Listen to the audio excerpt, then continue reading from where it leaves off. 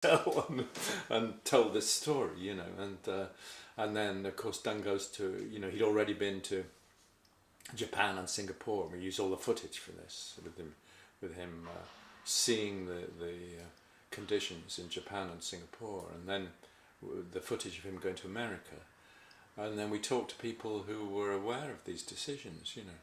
For instance, when we talked to Chen Kaija in Guangdong, he tells the story of Deng Xiaoping meeting Xi Zhongxun in the very beginning of 78, you know, and early 79, and talking about the beginning of the special economic zones, you know, when Xi Zhongxun says to him, we have to change this, you know, and I've got to have this, and Deng says to him, I can't give you central funding, but I can give you special preferential stuff, customs, finance, tax, everything else. And so we stand there on the promontory opposite Hong Kong, where now the huge container port is of Shenzhen, and tell the story of. So that's what we're doing. Yeah, we've been going everywhere. Yeah. When will the documentary be released? It's due to be delivered to China. The 5 films on the 31st of October. 31st of But we are still waiting for archive footage. So although we have already sent the first 3, we haven't received the archive. So it's very likely that the timing will be pushed back a bit. And then we are making one film, big film, to show in the Western world. And this is why we were interviewing the Western experts in Washington and Harvard. And it's going to be a film showing to the Western world. In the Western world, it'll be a single big documentary. Yeah. Who's the sponsor of this? China. Who asked you to? China So. China So. Yeah. It's a Chinese company. Yeah. Okay. They are. But how, if you tell the story of China, especially something like reforms and opening up, Yeah. there's this danger of, as you said, telling only one side of the story rather than go to the complexity of the history. Especially when the guys who financed you are a Chinese company. I mean, how do you make sure that you tell the complexity of? Well, it's a complex story, but it is a story, and obviously there are areas which we may still have difficulties about, but we are interviewing the people who are present, and we are telling the story. We send the films to them, and then they'll come back and they'll tell us what they think, you know. The big difficulty, as always, as you know, in the West, is everybody, when they talk about Deng Xiaoping, they expect you to talk about 1989. And the one thing China So don't want us to deal with is 1989. But because we're dealing with the 40 years, and we're dealing specifically with education, science and technology, environment, business and commerce, I think it's possible to keep everybody happy. And I think in the West we'll have to mention 1989, but it's not the main theme of what we're talking about.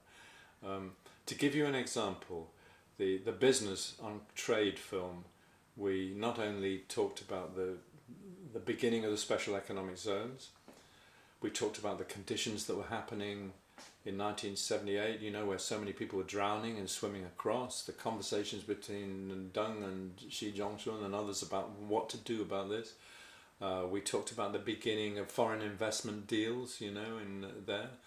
We then went to Wenzhou, and we talked to the woman who got the first certificate for private business, because Wenzhou was as you know, was a very important place for private business. So we went to Wenzhou, we talked to her, she still got her business. So we talked to people who created, and a shoe factory in Wenzhou he was a poor guy who began with nothing in 1978.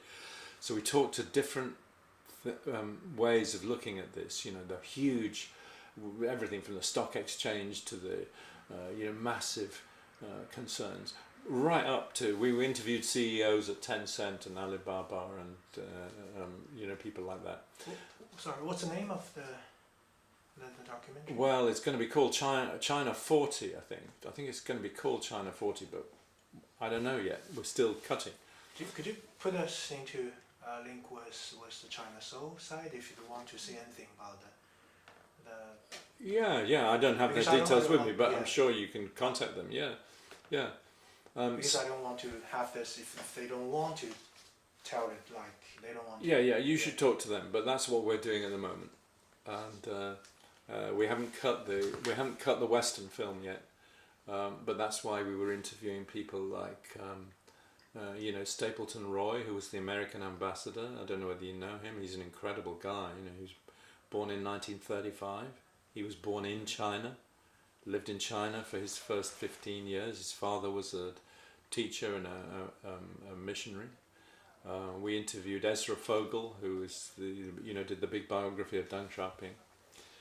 Many people like that. So back into the. So there is Western perspective as well as Chinese perspective. Do you see what I mean? Mm-hmm. Yeah, and still, as you mentioned, if Chinese people say it's a good one, it's a good one. In this case. Yeah, I mean, obviously, the story of China is about the past history. Chinese people's view of the current history or what has happened since '49 is more complicated, and everybody has their own opinions about that. And so Chinese people will be more critical if they feel. Chinese people are quite sensitive to the issue about propaganda. Chinese viewers, and by their own government. They're very sensitive to that, and so we have to be careful to satisfy the Chinese people for it to be truthful. So that's what we're trying to do. It may be that the high-ups will look at these films and say, well, we don't want that guy to be interviewed or whatever, but it's a very positive, the series is a very positive series, very positive.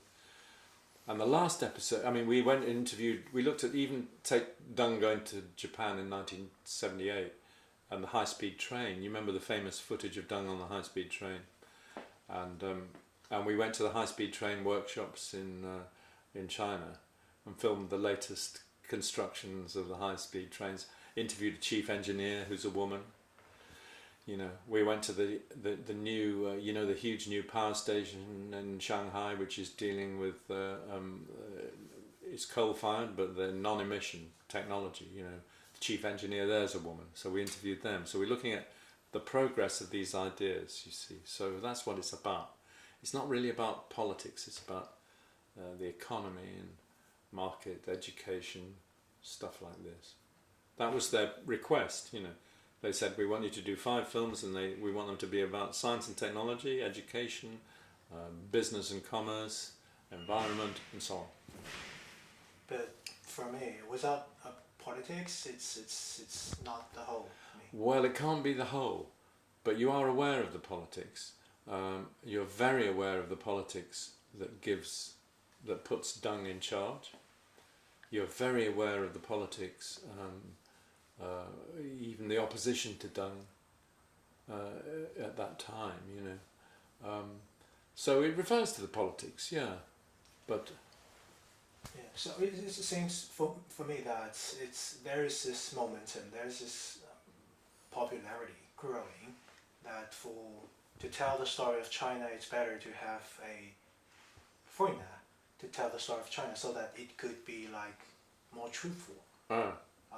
For the Chinese audience who, as you said, are very critical of propaganda, and also for the Western audience who is also like very critical and aware of the Chinese propaganda. So, do you think this is what it should be, like to tell the story of China better for foreigners to do this than Chinese to do this?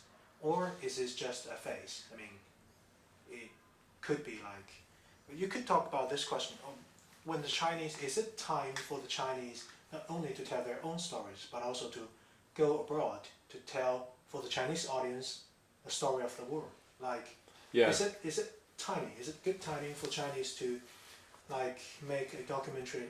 What's the title? Story Story of of England. Story of Britain.